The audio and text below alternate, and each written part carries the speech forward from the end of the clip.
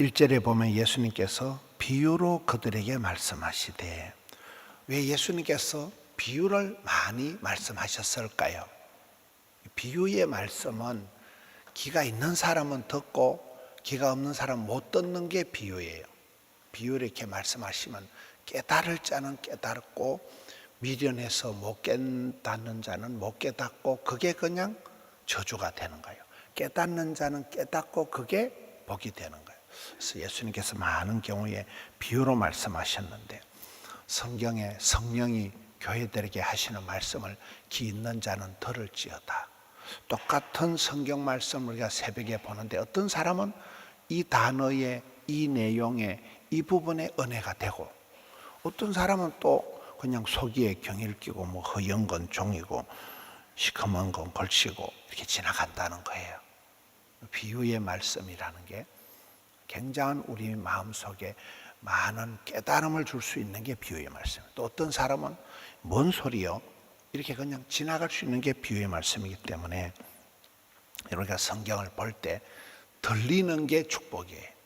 성경 말씀이 내 마음에 이렇게 들리는 게, 깨달아지는 게, 안 들리면 그게 심판이 된다는 거예요. 비유로 말씀을 하시는데, 이 예수님께서 오늘 종교 지도자들과 두 가지 논쟁을 합니다. 하나는 이 권위에 대한 논쟁을 하시고, 그다음 또 하나는 이렇게 납세에 대한, 가이사에게 바칠까요, 하나님께 바칠까요, 세금에 대한 문제를 가지고 예수님을 이렇게 책잡으려고 하는, 예수님을 이렇게 외식하면서 예수님께 도전하는 그런 내용입니다.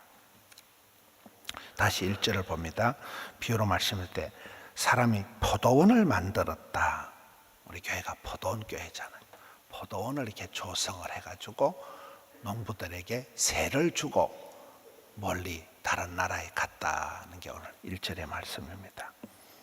포도원을 조성해서 세를 내고 다른 나라에 갔다. 이걸 우리가 청지기 의식이라 이러면 맡겼다는, 내가 완전 주인은 아니고 잠시 내가 맡아서 관리한다. 청지기 의식이 스튜어드십이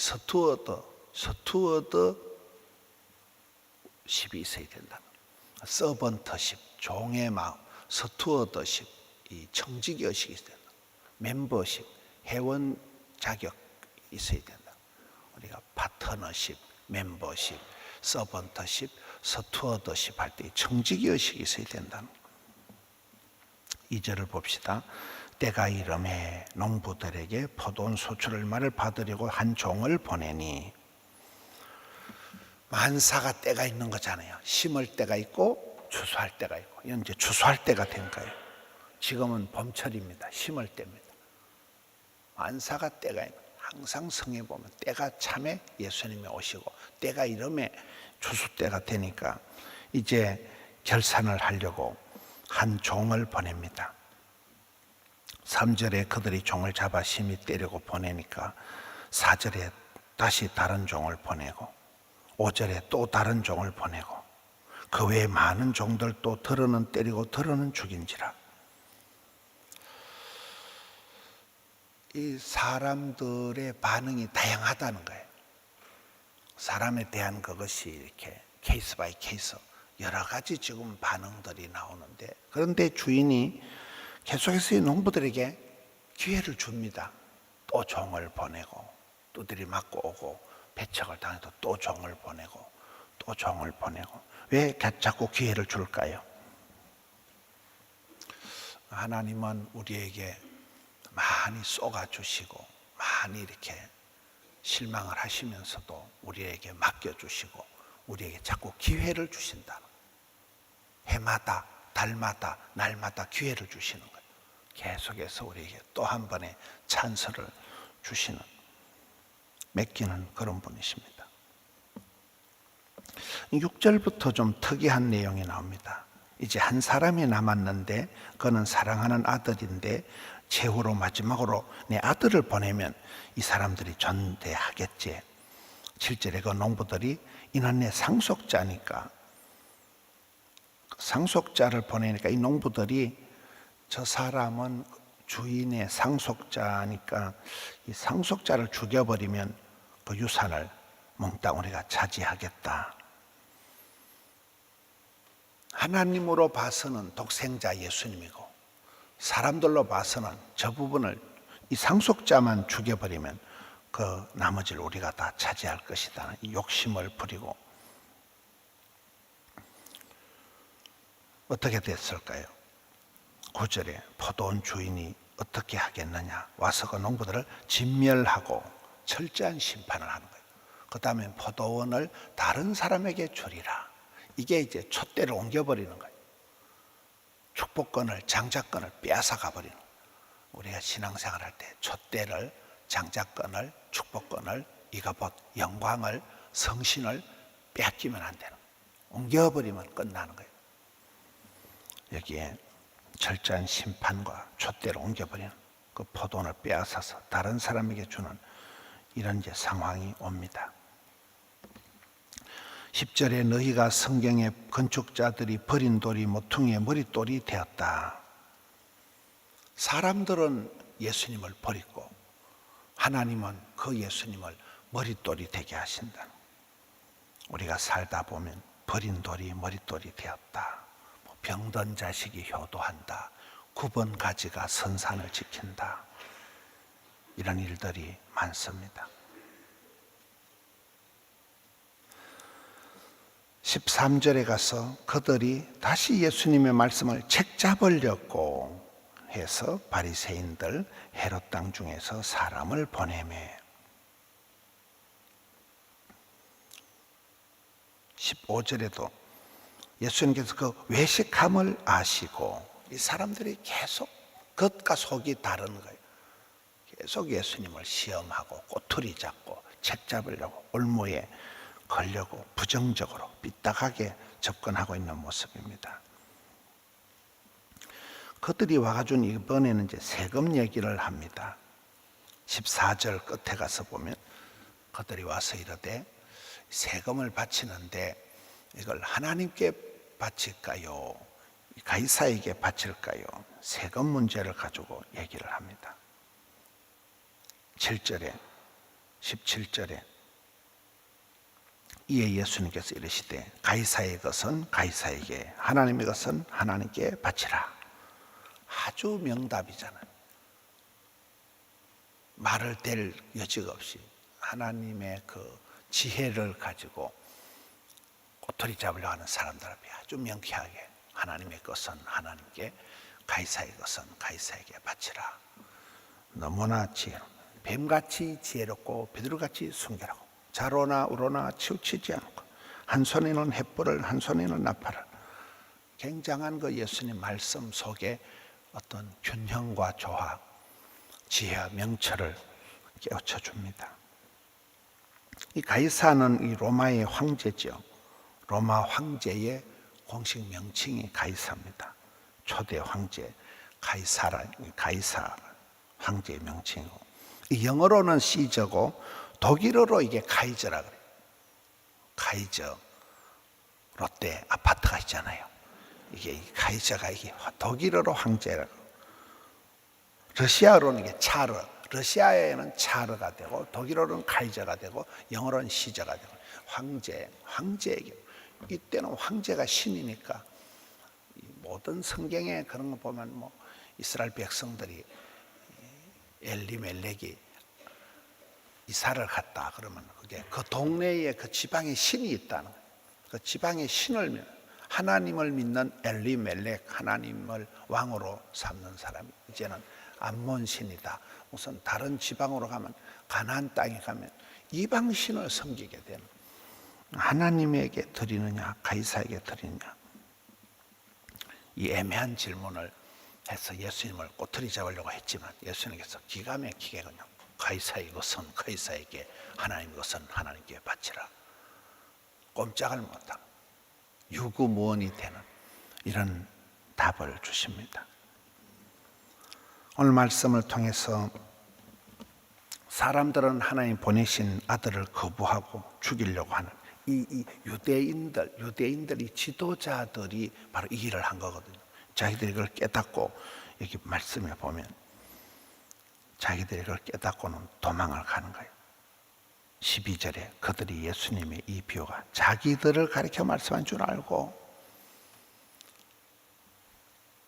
하나님 보내신 이 독생자, 하나님 보내신 이 상속자, 하나님 보내신 유일한 아들, 이 아들을 오히려 죽이려고 하는 유대 지도자들의 그런 것을 지적을 하고, 사람들은 예수님을 버렸지만은 하나님은 그 예수님을 모퉁이 돌이 대들보가 되게 하시는